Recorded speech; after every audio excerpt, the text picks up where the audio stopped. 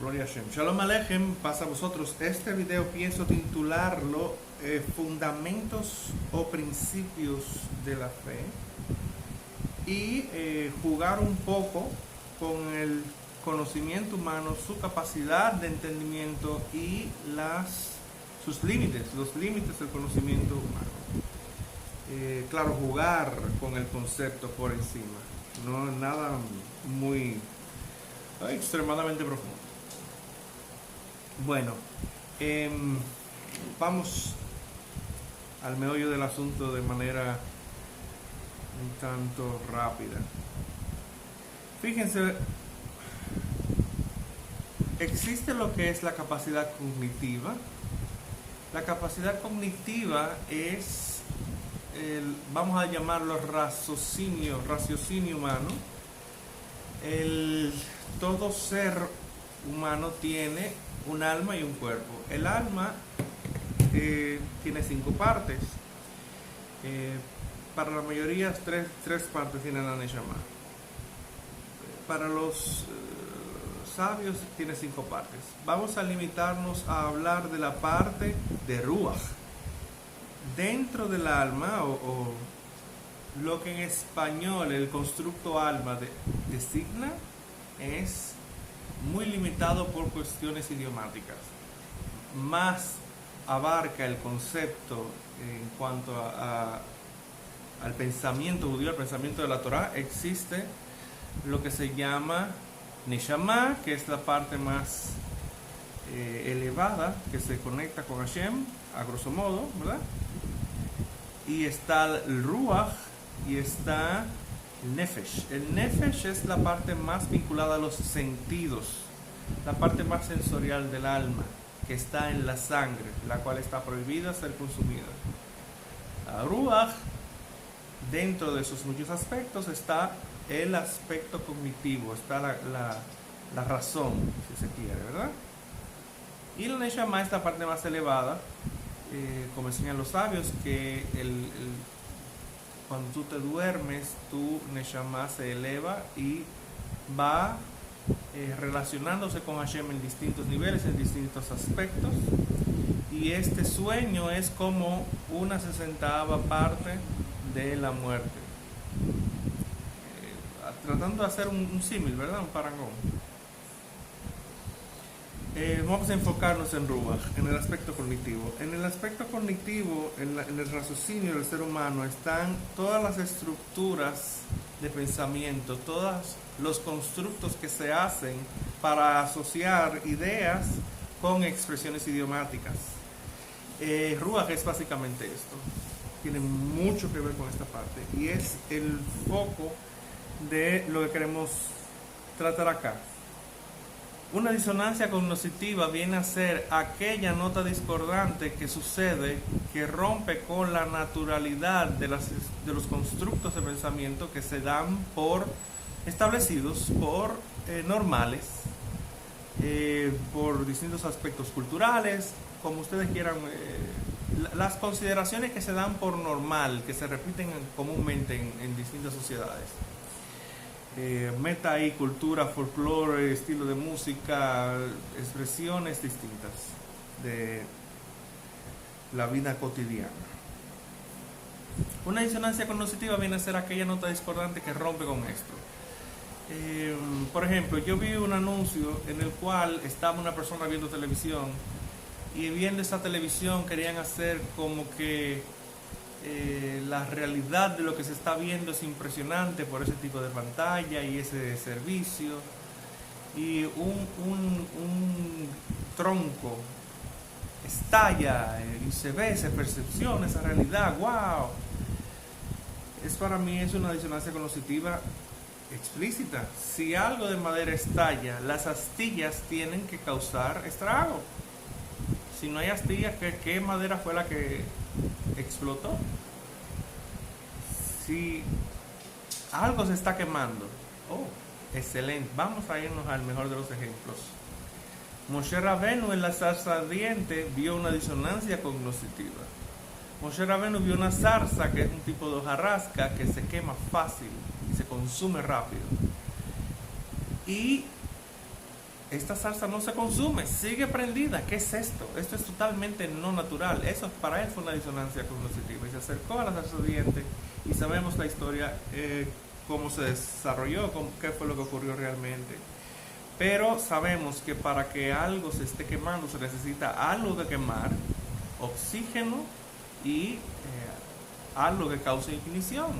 Y esta ignición va a causar un fuego que va a durar mientras aquello que se está consumiendo sea íntegro. Una vez se desintegra, pero el fuego se apaga, aunque sigue existiendo oxígeno.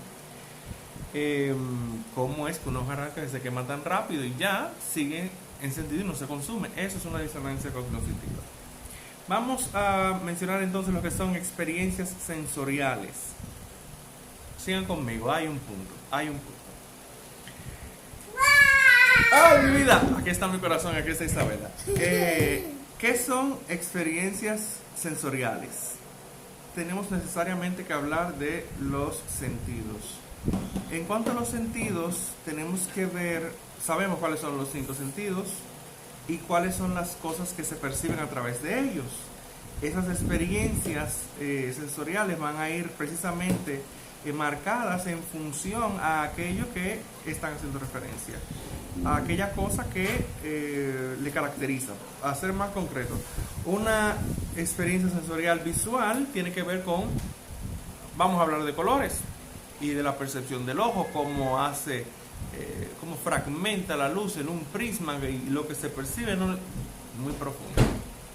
En cuanto a eso podemos decir, la luz, el color del cielo aparenta ser azul, pero es una relación entre la energía del sol cuando choca con la atmósfera que está repleta de gases, y estos gases hacen que el rojo se elimine por todos los residuos que hay en la atmósfera, y lo que cruza se aprecia como azul, y al rebotar contra el mar se ve como si el cielo fuera azul.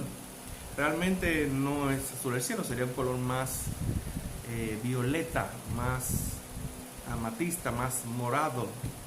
Es como realmente debiera apreciarse, pero se ve azul. En una realidad se ve azul, y es por esas circunstancias. Entonces es una experiencia visual que, por hablar de los sentidos y poner un ejemplo, ya ustedes saben lo de el resto de los sentidos, solamente quise hacer un ejemplo. Llegamos ahora a lo que nos interesa sacar a colación, lo que es la sinestesia y lo que es el antropomorfismo, y ya con esto concluimos. Entonces, ¿qué es la sinestesia? Rápidamente, la sinestesia es una variación no patológica de la percepción humana. Las personas sinestésicas experimentan de forma automática e involuntaria la activación de una vía sensorial o cognitiva adicional en respuesta a estímulos concretos. Por ejemplo, pueden ver un color cuando escuchan una nota musical, o percibir tacto en su mejilla derecha cuando saborean un alimento, so on and so forth, etcétera, etcétera, ¿verdad? Esto es la sinestesia, una variación no patológica de la percepción humana. Percepción, estamos hablando de percepción sensorial. Por eso el detalle de explicar estas cosas, de los sentidos y las capacidades cognitivas y la disonancia cognitiva. Muy bien, ¿a qué vamos con esto? En Matan Torah, en la entrega de la Torah, el pueblo de Israel tuvo una experiencia sinestésica colectiva. A saber, el Eterno, bendito sea, al entregarnos la Torah, al dar la Torah a su pueblo Israel, causó que el orden natural se cambiase. Los sabios enseñan que lo que debía habitualmente percibirse por los ojos, no se percibió por los ojos. Y así con los oídos. Lo que se percibe habitualmente por los oídos, no así. Por ejemplo, el comentario de Rashi en Shemot, Éxodo 20, relata el verso 2, perdón, Shemot o Éxodo 20, 15, menciona, el comentario de Rashi acá, ellos vieron los sonidos, Ellos vieron lo que debía ser escuchado, algo que es imposible de ver en cualquier otra ocasión. También menciona los sonidos los cuales vieron, estos sonidos que vieron salieron, fueron alterados de la boca de Akadosh Baruj Hu, del santo bendito es, de la boca del Todopoderoso. Entonces, los sonidos se vieron, o sea, ellos vieron lo que debió ser escuchado, la voz de Dios la vieron, ellos vieron la voz de Dios. Y esto es una experiencia sinestésica. De esto hay mucha enseñanza. Incluso se enseña que Hashem mostró las letras de la Torá individualmente a cada judío, y cada judío vio la Torá de cerca. No solamente se escuchaba el poderoso sonido del shofar, y toda la montaña parecía Arbear, el monte del monte, Har Sinai. Har Sinai no es que estaba encendido en humo, es que parecía que la montaña entera era de humo. La revelación de la divina presencia fue un evento tan increíble. Es más, a mi mente no es comprensible que Moshe Rabenu haya podido hablar a 600,000 hombres en edad de guerra, entre 20 y 60 años. Esos son los hombres en edad de guerra, pero los de menores de 20 años y los mayores de 60, las mujeres y los niños, un total de 3 millones y tanto de personas. Y Moshe Rabenu habló y todo el mundo le escuchó. En mi universidad, cuando yo estudié en la universidad, el conjunto de personas inscritas completa en todas las carreras ascendía a 2,000 personas. 2,000, con una conglomeración de 2,000 personas, sin una bocina, sin un micrófono. Es muy difícil que logren escuchar a un solo hombre, aunque esté vociferando a todo pulmón. Y son 2,000 personas. 600,000 personas. Es demasiado. 3 millones de personas, es que es increíble. Lo que pasa es que Hashem usó la garganta de Moshe Rabenu y su voz se escuchó a través de Moshe Rabenu. Entonces, además de todo, se sobreponía el sonido de lo que salía de la garganta de Moshe Rabenu, que Hashem mismo hablaba a través de él, al sonido del shofar, un sonido estrepitoso, y la voz de Moshe era aún mayor y todos lo oyeron. Además de que, por supuesto, al hablar de Torah, Moshe señala, mira, y sucede que cuando ustedes estaban en Dizahab, Dizahab no es un sitio geográfico, es una expresión de, vamos a decir, ¿cómo lo decimos de otra manera? Moshe Rabenu estaba hablando de la Torah y relata la Torah, vamos a decir, en el momento de estar dictándola a Yehoshua hijo de Nun. Y al relatar la Torah y establecer la lectura colectiva, como costumbre, ¿verdad? Lunes y jueves. Por decir un ejemplo, esto es en momentos del templo era lunes y jueves por ser días feriados. Pero en la institución de la lectura pública de la Torah fue Moshe Rabenu que la instituyó. Vamos a decir que Moshe Rabenu está leyendo de todo el pueblo. Y diga Moshe Rabenu, y sucede que ustedes nunca se quejaron por el man que caía del cielo, y tampoco jamás hubo profanación del nombre del Eterno por el becerro de oro, por poner 2 ejemplos. Inmediatamente está leyendo eso, todo el pueblo está ahí, cualquiera puede decir, Ben Amram, eso no es cierto. Sí, lo del becerro de oro que sucedió. O sea, todo el mundo, Hashem dio testimonio de Moshe Rabenu para que crean en ti para siempre. Ese es el punto que quiero llevar. Hashem dio testimonio de Moshe Rabenu, el más humilde de todos los hombres, y les dijo para que crean en ti para siempre. Entonces, a la entrega de la Torah hubo eventos sinestésicos increíbles y milagros maravillosos, porque no puede ser que un sonido tan estruendoso como el de shofar y la voz de Moshe Rabenu se escuchó por encima de ese sonido estruendoso ante tantísimas personas, ante 600.000 hombres en edad de guerra, 3 millones total de personas. No puede ser. No puede ser Hashem. Entonces, de ahí el traer a colación estos conceptos previamente de sinestesia, disonancia cognitiva, capacidad cognitiva y ese tipo de cosas.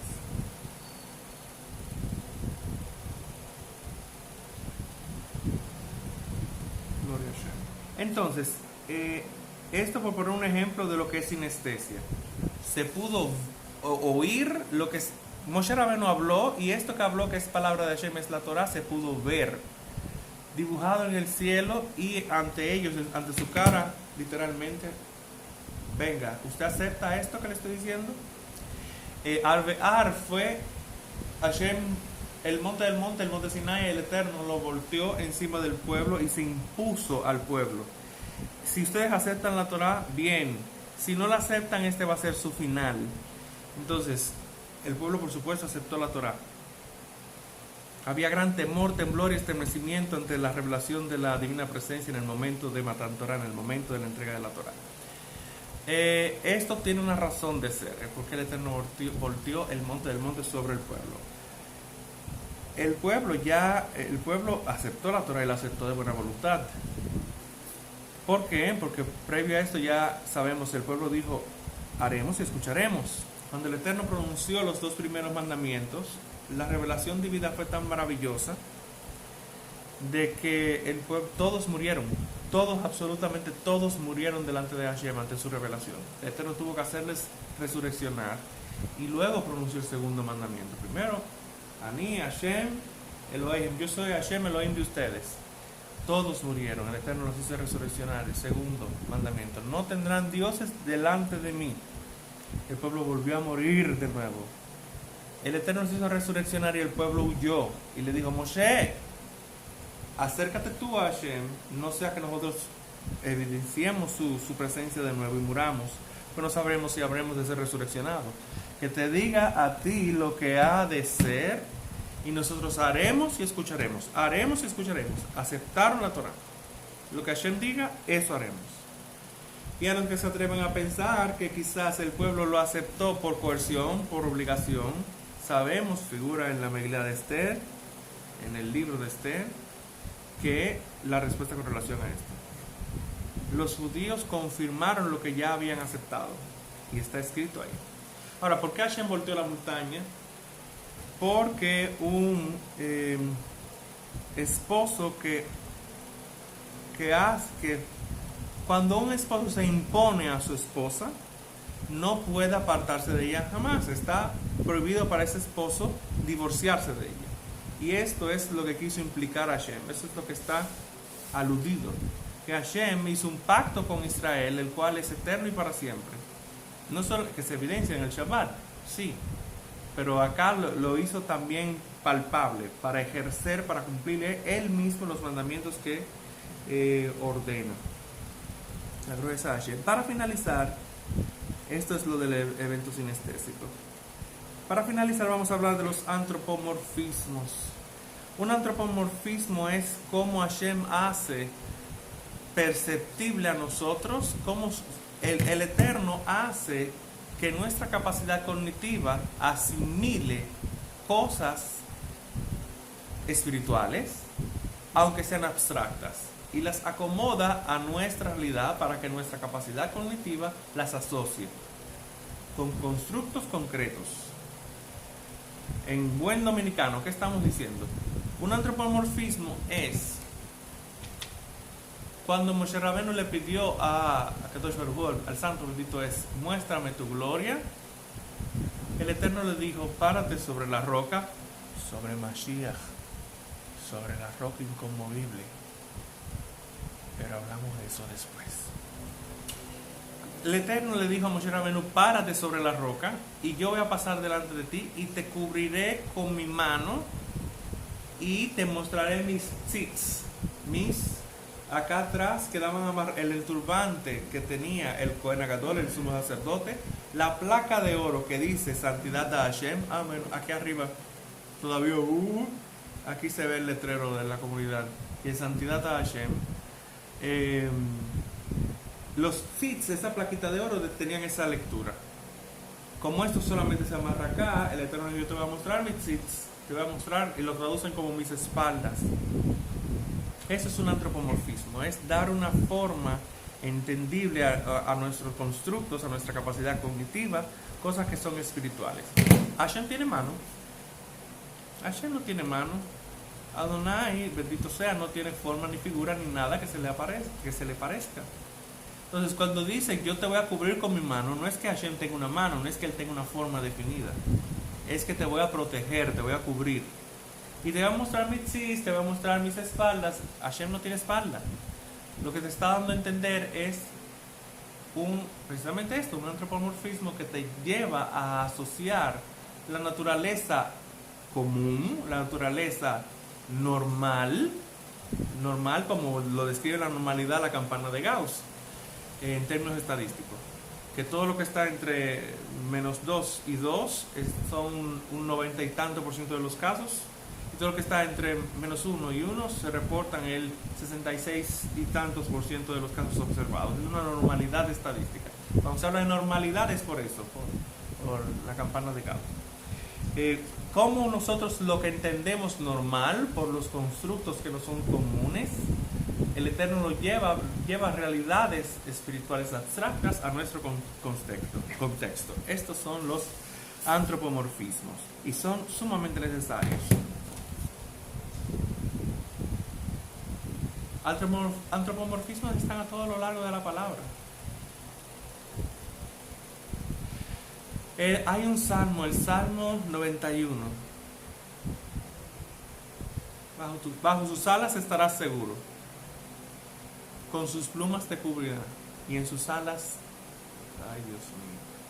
Ok, entonces el Salmo 91 habla que el que habita al abrigo del Altísimo morará bajo la sombra de los Omnipotentes. El Eterno tiene sombra. El Eterno tiene alas. El Eterno tiene alas. El Eterno no tiene forma, ni figura, ni nada que se le parezca. Es una forma de dar a entender. Como las aves protegen a sus polluelos con sus alas, así Hashem protege al que habita bajo su cobertura, bajo su abrigo. Leemos rápidamente fundamentos de fe. Fundamentos de fe para hablar de cosas concretas. Ya entendimos los temas que tocamos, pero ahora vamos a hablar algo concreto. ¿Cuáles son los 7 preceptos universales y los 13 principios de fe según el Rambam, Rabbi Moshe ben Maimónides? Gloria al Eterno. Con esto concluimos. Gloria a Hashem. Los 7 preceptos universales, los 7 preceptos que el Eterno le dio a Noach, y de ahí que son universales porque son para toda la humanidad. Los preceptos que Hashem le dio a su pueblo Israel, los 613 mandamientos, ya son exclusivos de Israel. Pero los 7 preceptos universales que aplican para todo ser humano, incluyendo Israel, son: 1. No idolatrar. 2. No asesinar. 3. No robar. 4. No cometer adulterio. 5. No maldecir a Hashem. 6. Establecer un sistema jurídico eficiente. 7.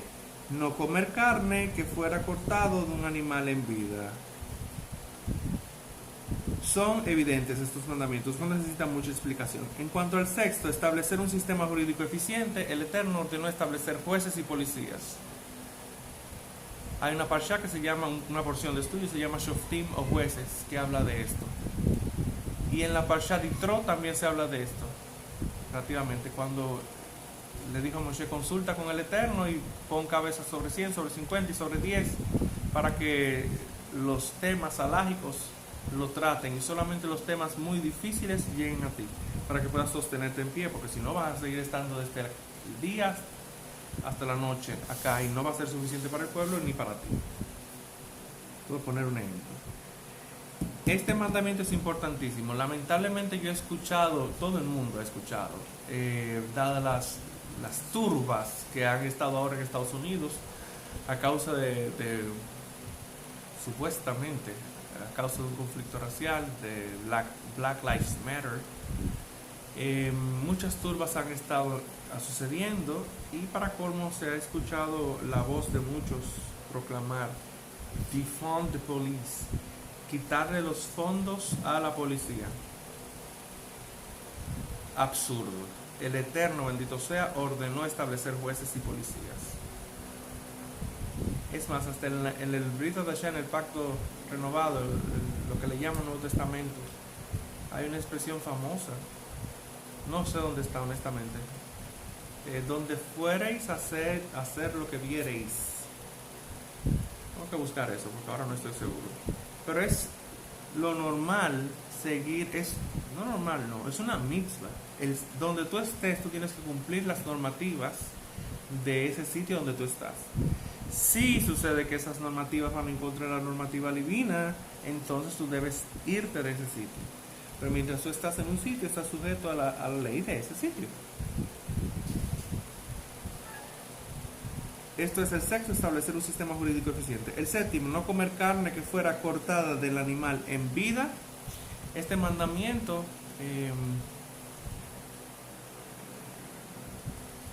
les iba a hablar de Nabucodonosor, que es su exónimo, y cómo él comió la pierna de un conejo en vida. Y esto fue una gran vergüenza para él. Pero vamos a hablar de algo más concreto. Por esto está sucediendo el coronavirus. Esta es la razón de ser el coronavirus. La crueldad hacia los animales. No comer carne que fuera cortada de un animal en vida.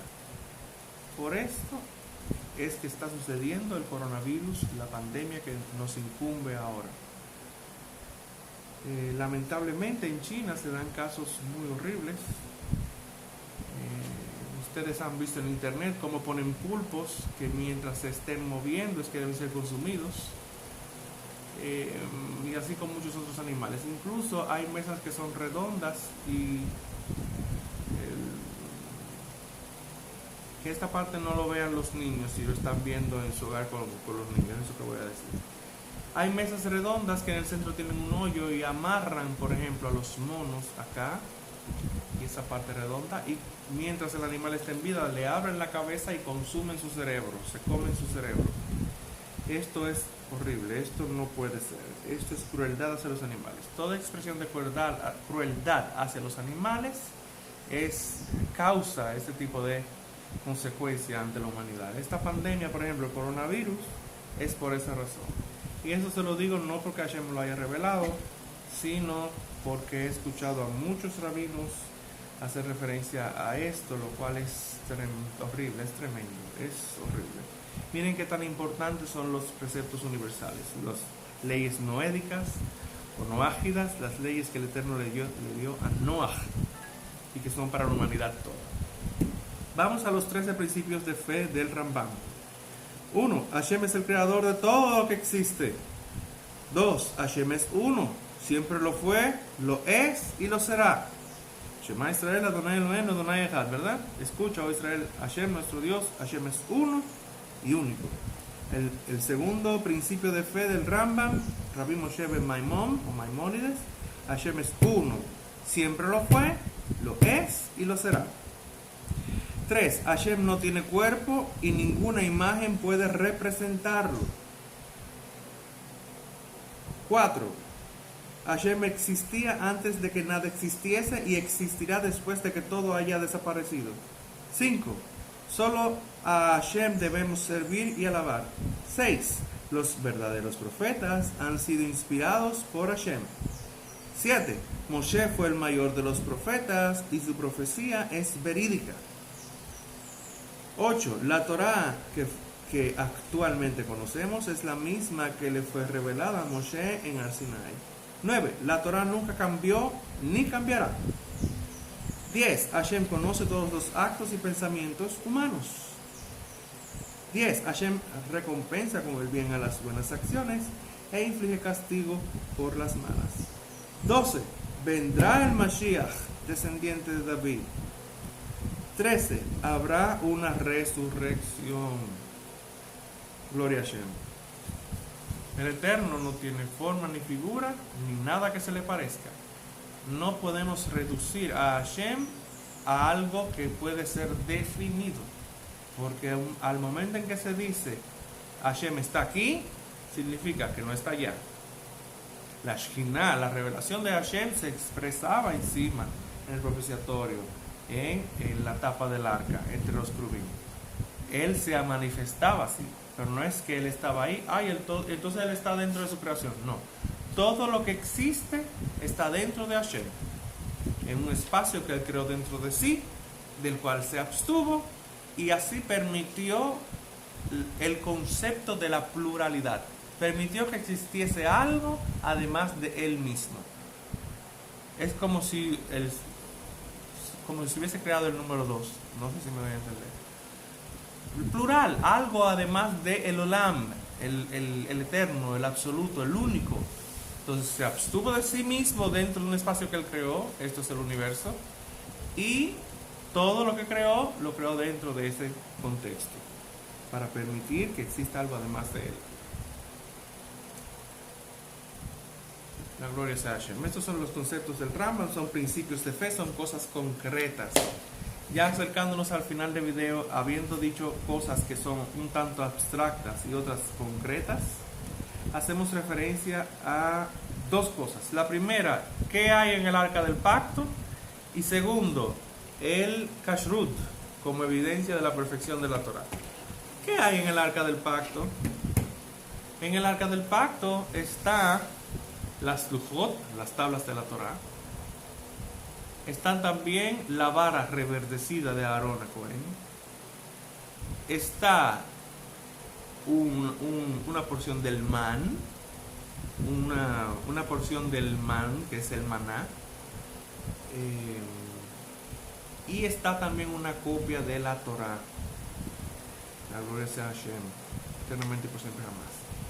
En cuanto a las lujot, las tablas del pacto, si ustedes se fijan en las letras hebreas, la Samech es como si fuera una S para nosotros. Parece un cero. Es una figura redonda, con un pequeño rabito hacia arriba. Cuando tú tomas una piedra de zafiro y haces cincelada y haces un círculo, cuando terminas el círculo, lo que está en el centro se cae. Lo natural, el orden de la naturaleza, el orden de Elohim, el orden de Hashem sentado en su trono, dejando que el mundo, el universo funcione conforme a las reglas de la naturaleza que él creó. Eso es Elohim. Pero eso es Elohim, pero está también Yod y Vav Hei, está Yod, Hei y Vav Hei. Estas 4 consonantes que son el llamado tetragramatón,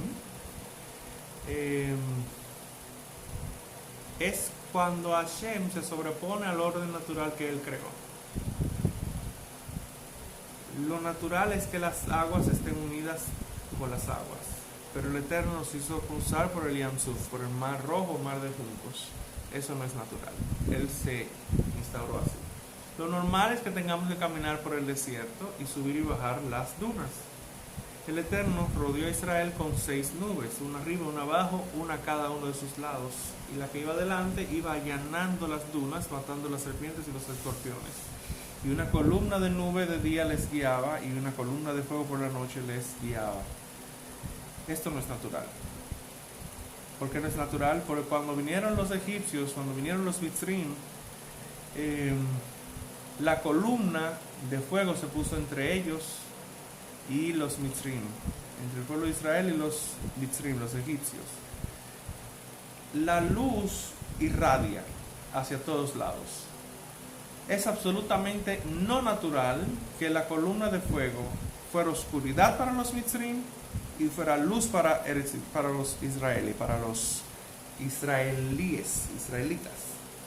La luz no funciona así. Esa no es la forma natural de funcionar de la luz. Eso es otro evento sobrenatural. Esa es una expresión de Yod, Hei con Vav Hei.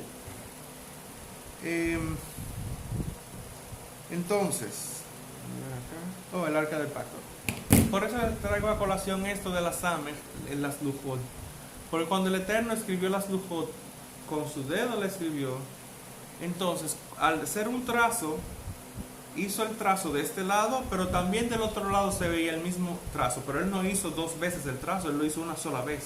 Y se reflejó de este lado y de aquel. Y dentro de la Samech, lo que está en el centro sigue flotando. Ahí está.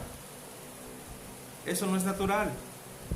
El concepto de gravedad no nos permite tomar eso como natural.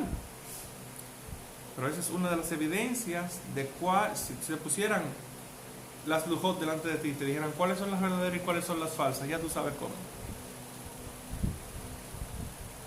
Aunque aparente ser una disonancia cognitiva, porque lo es, no, humanamente, ¿cómo está eso ahí si nada lo está sosteniendo? ¿Cómo está levitando? Está magnetizado el zafiro. La gloria sea Hashem. Y en cuanto al kashrut, quería traer la colación también porque va de la mano con la perfección de la Torah, con el Eterno. En Levítico 11 estableció la base del kashrut, de las normativas halágicas para lo que es aceptable como alimento para los seres humanos. Ahí está el listado de animales prohibidos, los animales puros e impuros, los cuales el Eterno le dijo a Noah que buscara y pusiera en el arca, cuando la Torah no había sido entregada aún. El punto tiempo espacial, Matan Torah, la entrega de la Torah no había acontecido, pero Noah sí lo sabía, porque Noah sabía de las raíces, de las razones. Eso en otro momento podremos hablarlo. El Eterno le reveló las raíces, de las causas. Ahora bien, ¿cuántos animales existen en el mundo? ¿Cuántas familias de animales existen en el mundo? De los insectos, de los vertebrados, de los mamíferos, de los peces. Nunca, sin importar la cantidad de animales y de clases de animales que se han ido descubiertos, inclusive por la ciencia, a diario, nunca vas a ver animales que se salgan de estos parámetros que habla Levítico 11. Esta es una prueba de la perfección de la Torah y de que el Eterno, bendito sea, es el creador del universo y de todas las cosas.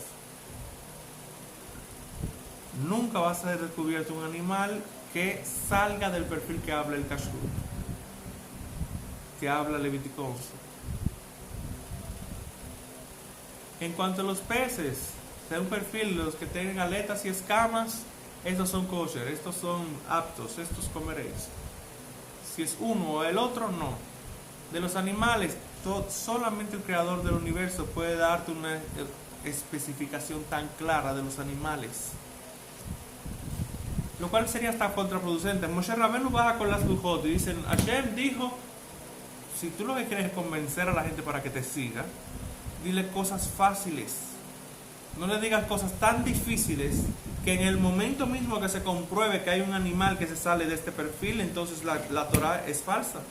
Hasbe Shalom, Hashem Shmor, Dios libre. Pero así de perfecta es la Torah, así de indudable es que el Eterno la entregó, el Eterno bendito sea, de que por más y más que se busquen, no va a haber animales que salgan de los perfiles establecidos en el kashrut, que tiene por base Vaikra o Levítico 11. Hasta aquí el video.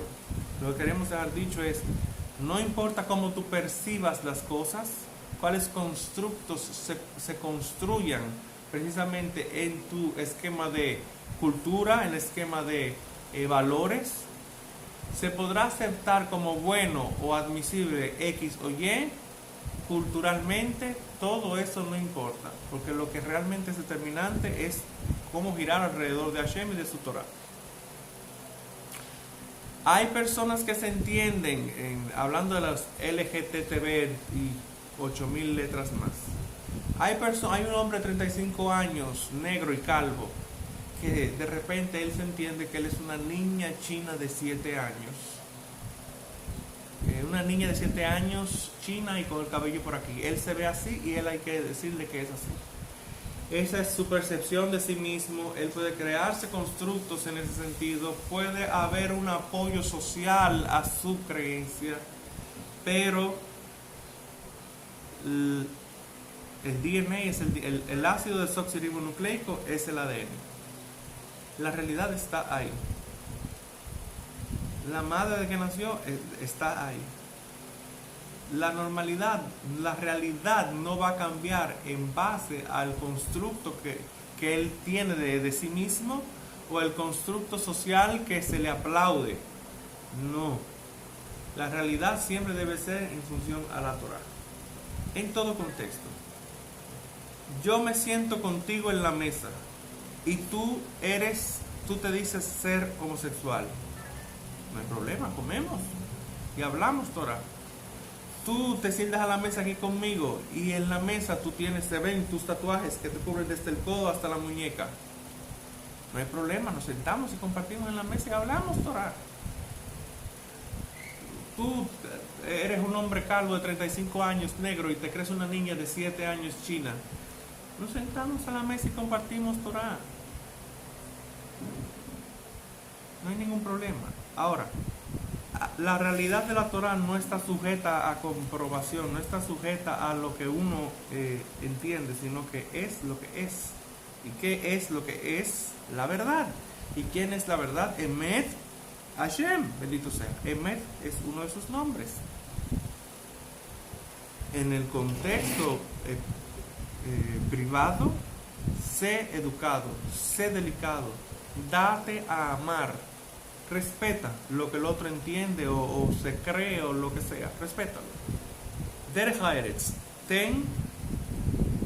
Sé buen invitado. Sé buen ente social. Sé agradable. Date a amar y ama. Sé respetuoso.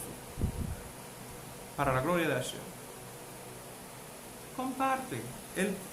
El tener un tatuaje, marcarse la piel, el acto de marcarse la piel es pecado. Está prohibido en la Torah. Mientras esté tatuándose, está pecando. Vez tras vez. Desde que terminó el tatuaje, ya no es pecado. Porque tener un tatuaje no es pecado. Es pecado marcarse la piel. Así que si tú estás sentado al lado de una persona con un tatuaje, comparte Torah y dale amor a esa persona. Como cualquier otra. Y no le atribuyas estigmas sociales, por difícil que pueda parecer, conforme nos han educado en la sociedad en que vivimos. Una persona se dice ser homosexual. Está prohibido en la Torah que un hombre se eche con un hombre como si fuera mujer. Está literalmente prohibido en la Biblia. Una persona te dice, yo soy homosexual. Que él se considera homosexual no es pecado. El pecado es echarse en una cama con un hombre como si fuese una mujer. Ese acto es el pecado. Mientras no estén haciendo ese acto, no están pecando. Al contrario, esa persona necesita ayuda, amor. Sacar a esa persona de esa situación pecaminosa en la medida de lo posible. Pero tú no se la vas a sacar a bofetadas. Ese deseo. Tú se lo vas a sacar hablando del Torah. Acércale el fuego de la Torah para que su llama se eleve por sí misma, como el Cohen, como acercaba el fuego a la menora. Tú le acercas el fuego de la Torah y que él mismo va a hacer que su llama encienda. Tú no lo vas a encender. Tú le acercas la llama y él mismo va a encenderse. Eso es en cuanto a pecado sexual, que es un tipo de pecado como cualquier otro. Él de marcarse la piel, él de considerarse LGTB. Son sus consideraciones. En lo público no podemos profanar el nombre del Eterno. La Torah dice tal cosa y eso es lo que debemos hacer y eso es lo correcto. Por lo tanto, yo no te puedo decir que tú estás en lo correcto. Tu decisión de cómo tú usas tu libre albedrío, yo lo respeto. Y no por eso vamos a dejar de compartir en la mesa. Por ejemplo, el Kabbalah Shabbat, de recibir el Shabbat.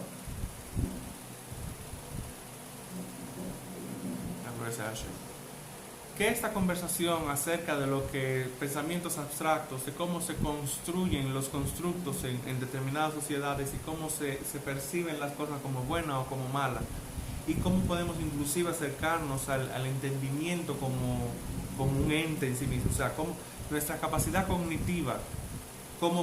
funciona nuestra ruach, nuestro entendimiento.